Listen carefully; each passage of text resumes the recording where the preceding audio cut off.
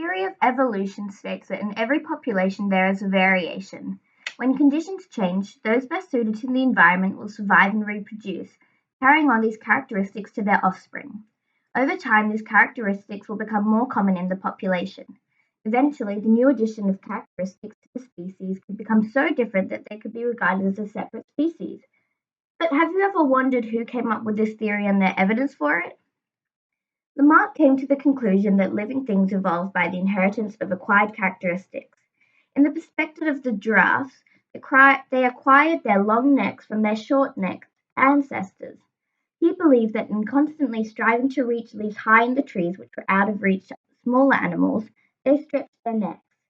This characteristic was then inherited by their young. Lamarck concluded that this sequence, repeated over many generations, resulted in the long necks of the modern giraffe. However, his theory was disproven. First, it was assumed that the body of an organism could change shape and form if some parts, such as the neck, is put under strain or is required for more constant use than other parts. This is true as if you were to train with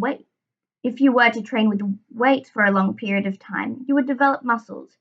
However, this doesn't necessarily mean that you would carry these characteristics to your offspring, which was his second assumption.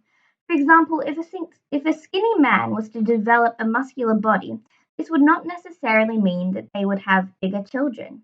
This therefore disproves his theory. Instead, we turn to Darwin's theory of evolution. Darwin's theory of evolution is the one that we use today.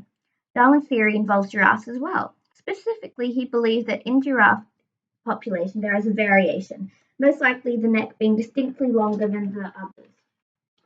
As the environmental conditions change, the individual with the longer neck survives and reproduces, passing these characteristics of their longer neck to their offspring. Those with the shorter necks most likely died due to the conditions.